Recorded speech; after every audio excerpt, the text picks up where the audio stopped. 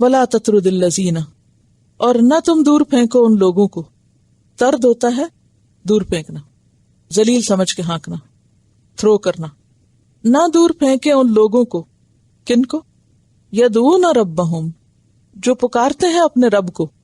اور یہاں پکارنا دعا کے معنوں میں بھی اور عبادت کے معنوں میں بھی ہے، کہ جو اپنے رب کی عبادت کرتے ہیں، کیونکہ دعا بھی عبادت ہے اور عبادت کے لیے بھی دعا کا لفظ آتا ہے قرآن میں. ٹھیک ہے، یہ یاد رکھنا ہے آپ کو آئندہ تفسیر سمجھنے کے لیے.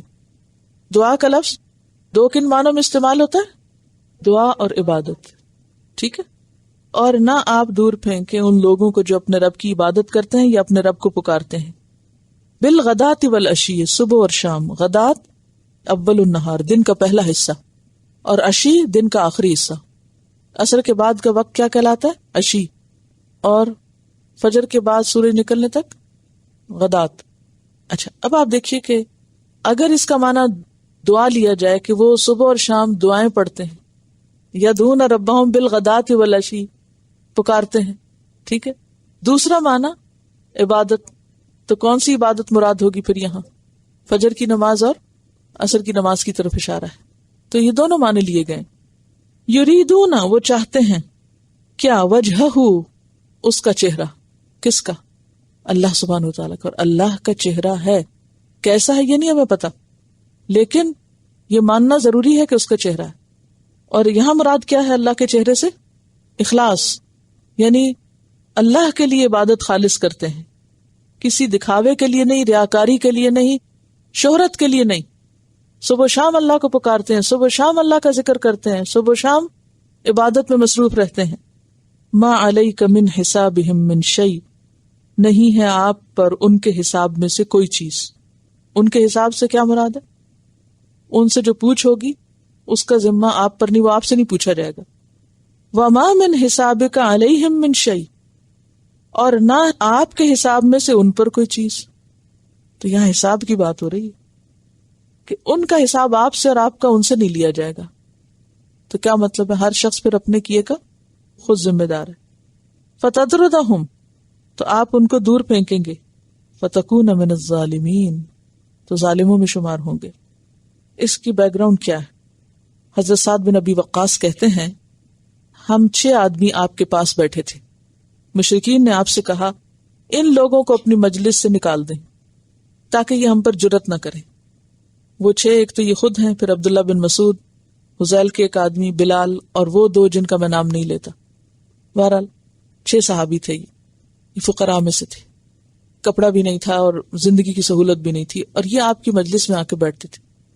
اب آپ کو معلوم ہے کہ جب آپ نے اسلام کی دعوت دی تو غلام اور مظلوم اور محروم طبقات جو تھے وہ پہلے آگے بڑھے. یہ چیز فتنہ بن گئی کن کے لیے؟ امراء کے لیے.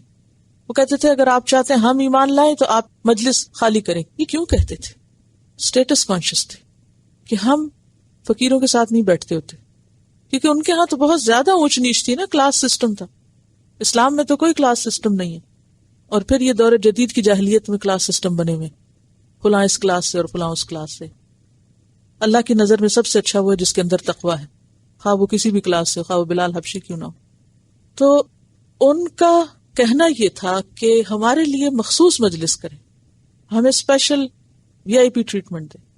یہ سب کے ساتھ ہم نہیں بیٹھ سکتے، ہم بڑی سپیریئر چیز ہیں. اب دیکھیں کہ ہر دور میں لوگوں کو اللہ کی طرف سے ملنے والی جو نعمتیں ہوتی ہیں نا، ان کی وجہ سے بعض اوقات لوگوں کے اندر ایک خاص قسم کا تکبر آ جاتا ہے. کسی کو مال کی وجہ سے آتا ہے، کسی کے اندر علم کی وجہ سے آتا ہے. مثلا کوئی مالدار ہے تو وہ کیا کہے گا کہ مجھے غریبوں کے ساتھ نہیں بیٹھنا. کوئی صاحب علم ہے تو کیا کہے گا، میں انٹلیکچوئل ہوں اور میں کسی جاہل بدھو کے ساتھ نہیں بیٹھ سکتا، میری ریکوائرمنٹ کچھ اور ہے، مجھے آپ سے اور طرح بات کرنی. تو اسلام میں یہ طریقہ نہیں. نبی صلی اللہ علیہ وسلم کی مجلس میں پڑھے لکھے لوگ بھی آتے تھے اور بالکل لا علم بھی آتے تھے، امیر ترین بھی آتے تھے، عبد الرحمن بن عوف جیسے، اور غریب ترین بھی آتے تھے. کیونکہ اسلام کا بہت بڑا کارنامہ کیا ہے کہ اس نے لوگوں کے اندر کیا پیدا کیا؟ ایک ہم آہنگی اور ایک اتحاد اور محبت اور مساوات. اور مساوات اس معنی میں نہیں جو نیگیٹو معنی ہے اس کا، مراد یہ ہے کہ انسانیت میں ان کو برابر کا درجہ دیا. اور اصل ویلیو کس کی رکھی؟ تقویٰ کی. نہ کہ کسی دنیاوی چیز کی. فتطردہم، اب دیکھیے کہ آج بھی تو یہ صفت بعض لوگوں میں موجود ہوتی ہے یا نہیں؟ خود مسلمانوں کے اندر یہ چیز بہت زیادہ ہو گئی ہے. کیا خیال ہے؟ اسٹیٹس کانشیس بہت ہو گئے ہیں اور یہ پسندیدہ چیزوں میں سے نہیں ہے. فتطردہم فتکون من الظالمین، نبی صلی اللہ علیہ وسلم کو کہا جا رہا ہے اگر آپ ان کو پھینکیں گے. آپ کو کیوں کہا گیا کہ آپ اگر پھینکیں گے؟ آپ پھینک تو نہیں رہے تھے. پھر بات یہ ہے کہ حدیث میں آتا ہے، صحیح مسلم کی روایت ہے کہ آپ کے دل میں کوئی خیال آیا، اچھا کچھ کرتے ہیں پھر اس چیز کا کہ ان کو کوئی الگ ٹائم دے دیا جائے یا ان کے لیے کوئی الگ جگہ رکھ لی جائے. صرف خیال آیا. حدیث میں آتا ہے آپ کے دل میں جو اللہ نے چاہا خیال آیا، آپ یہ بات سوچ ہی رہے تھے کہ اللہ نے یہ آیت نازل کر دی کہ ایسا نہیں ہو سکتا، جس کو نہیں آنا وہ نہ آئے.